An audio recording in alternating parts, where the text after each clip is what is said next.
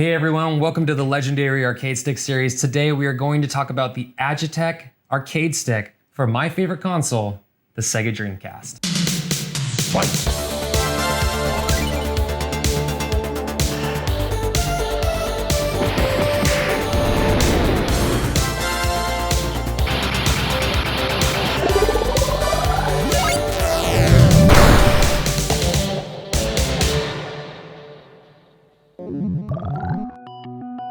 So the Sega Dreamcast arcade stick, also known as the Agetec arcade stick, who actually made it, it's licensed by Sega. It was also nicknamed the Green Goblin. This is a favorite by many arcade players. There are actually two different logo versions on this stick. The white version, I believe, is European, and the black version, I believe, is Japanese. This thing does come with a solid top metal plate. The body is just one solid piece of plastic.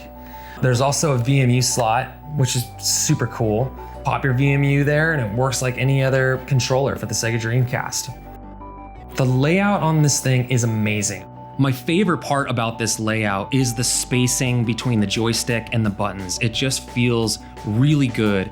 And then your palm space also just feels perfect. It has this really nice arc, also known as the Sega 2-player layout, kind of stemming from the Sega Blast City or Sega Astro City arcade cabs.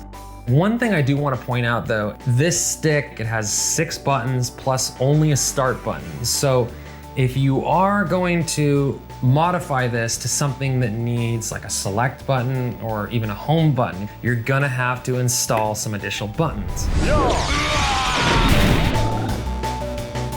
The Dreamcast PCB is quite important because it's the only one that natively uses the VMU. Otherwise, you need to use an adapter such as the Total Control 3 or the Innovation using a PlayStation or Sega Saturn controller.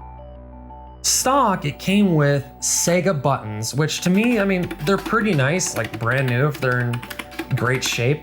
But quite honestly, over time, they just kind of bend in weird ways and a lot of times they get stuck. So I recommend modding it.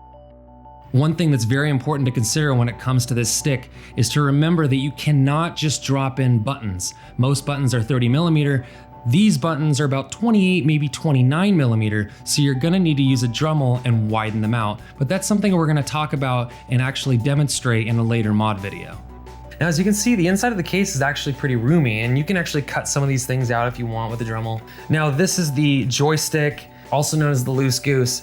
It's pretty nice, but over time it does get really loose. And if you want to replace this, you have to take this thing out, Dremel that down flat, and then mount some new screws.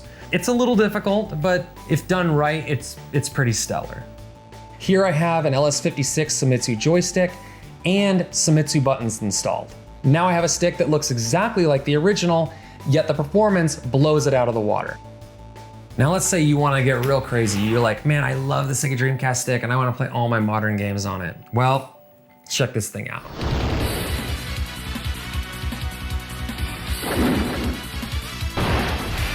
Extravagant.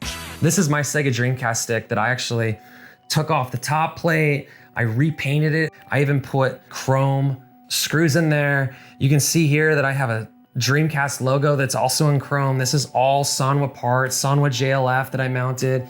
Heck, even the 24mm are chrome. I added a bunch of weights in here. So, I mean, this thing is seriously like, it's almost 7 pounds. I mean, this thing is a beast, but it just feels awesome. And this is actually dual modded, so I can actually run a Dreamcast cable in here and it activates the VMU. But also, as you can see, it has a new trick here so that you can play on modern day consoles.